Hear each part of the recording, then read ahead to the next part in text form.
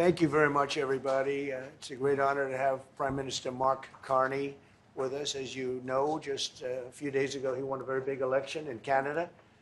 And I think I was probably the greatest thing that happened to him, but I can't take vote credit. His party was losing by a lot, and he ended up winning. So I really want to congratulate him. It was probably one of the greatest comebacks in the history of politics, maybe even greater than mine. You know? But I want to just congratulate you. That was a great election, actually. We were watching it with interest, and I think Canada chose a very talented person, a very good person, because we spoke before the election quite a few times. And it's an honor to have you at the White House and the Oval Office. And you see the new and improved Oval Office as it becomes more and more beautiful with love. You know, we handle it with great love and 24-karat gold. That always helps, too. Right? But it's been a lot of fun. We're going over some of the beautiful pictures that were stored in the vaults that were for many, many years, in some cases over 100 years. They were stored in vaults of the great presidents, or almost great presidents, all having a reason for being up, every one of them. So it's very interesting. But I just want to congratulate you, and ran a really great race. I watched the debate.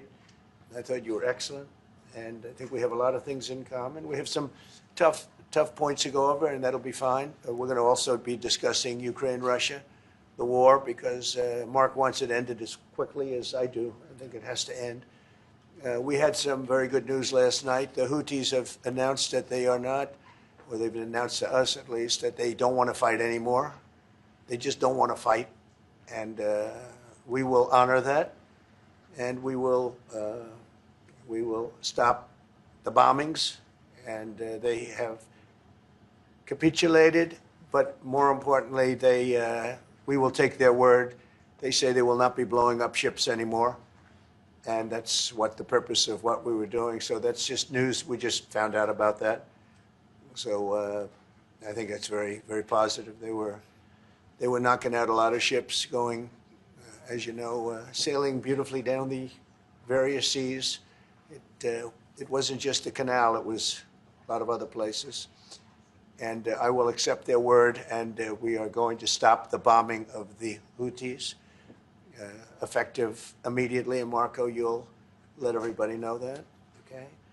Do you have something to say about that, by the way? It's a pretty big announcement. Yeah, this was always a freedom of navigation mission. These guys, these are a band of individuals with advanced weaponry that were threatening global shipping, and the job was to get that to stop. And if it's going to stop, then we can stop. And I think it's an important development. And we'll have maybe before we're going to, as you know, the Middle East, Saudi Arabia.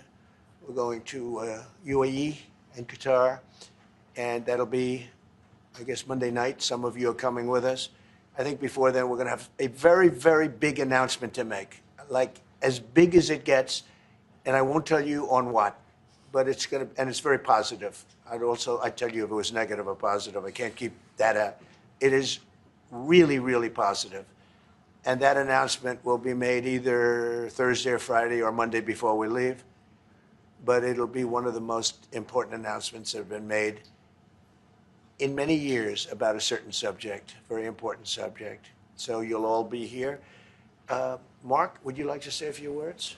Well, thank you, Mr. President. I'm on the edge of my seat, actually, for the big announcement. But thank you for your hospitality and above all, for your leadership. You're a transformational president, focus on the economy with a relentless focus on the American worker, securing your borders, ending the scourge of fentanyl and other opioids, and securing the world. And I've been elected with my colleagues here. With the help of my colleagues here, I'm going to spread the credit to transform Canada with a similar focus on the economy, securing our borders, again on fentanyl, much greater focus on defense and security, securing the Arctic and developing the Arctic. And the history of Canada and the U.S. is we're stronger when we work together, and there's many opportunities to work together. And I look forward to addressing some of those issues that we have, but also finding those areas of mutual cooperation so we can move forward.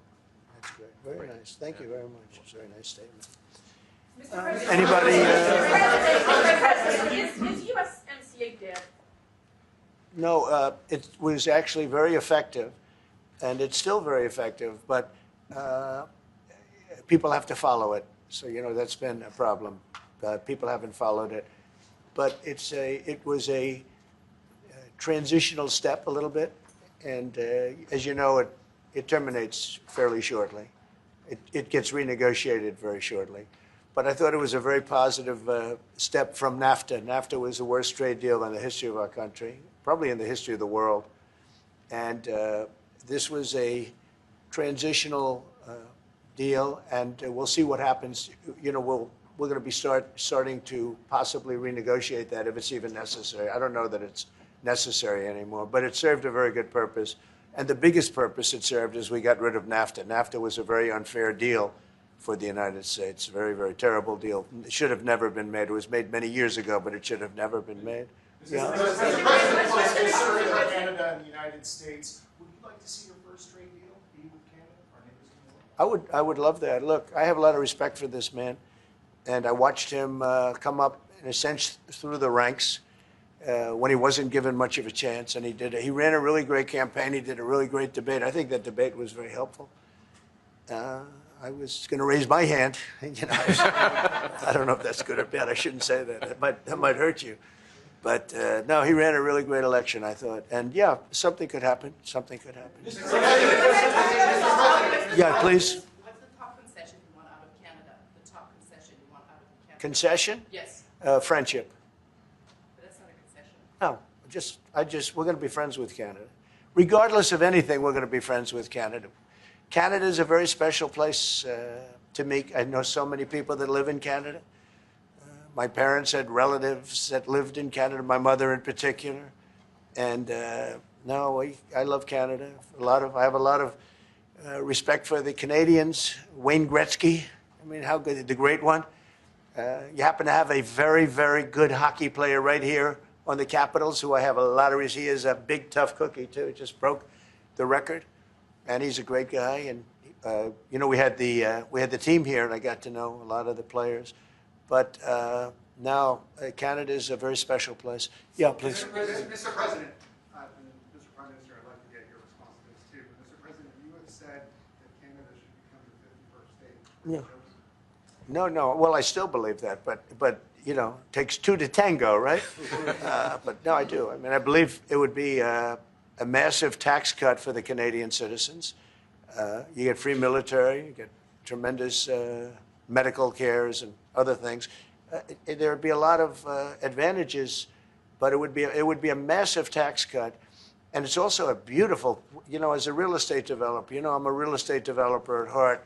When you get rid of that artificially drawn line, somebody drew that line many years ago with like a ruler, just a straight line right across the top of the country.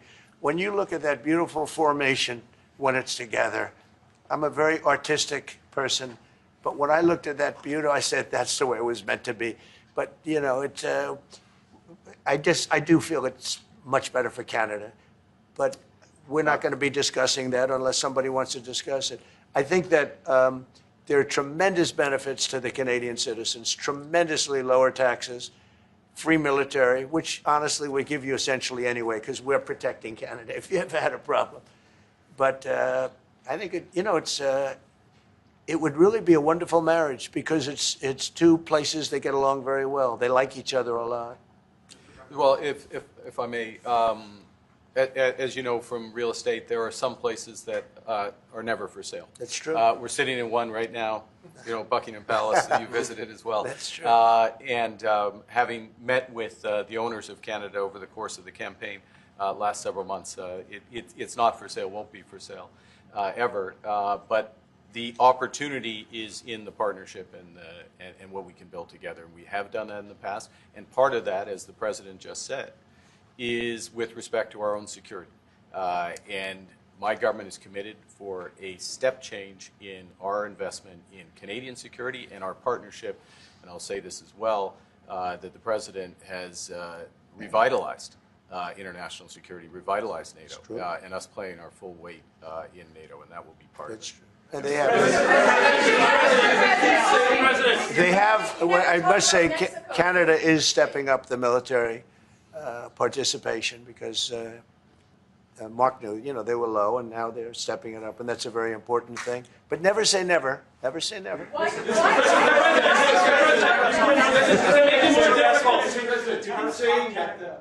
would it take to get the tariffs off of Canada?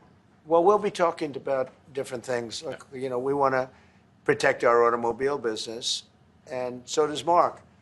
But we want to make the automobiles, and we want to, we have a tremendous abundance of energy, more than any country. We have, just in Alaska alone, Anwar has been reopened now. Anwar is probably the largest find anywhere in the world. They say it's larger than Saudi Arabia. I don't know, but it's a lot. But we have tremendous amounts of energy. Other countries don't. We're both lucky in that way. They have energy. We have energy. We have more than we can ever use and more than we could ever sell, actually, and you have the same thing. So we're two countries that are very lucky. If you look at China, they don't have that. It's a big disadvantage. Other countries, most countries don't have. Most countries don't have that. So Canada and us, we have a lot of advantages over other places. Mr.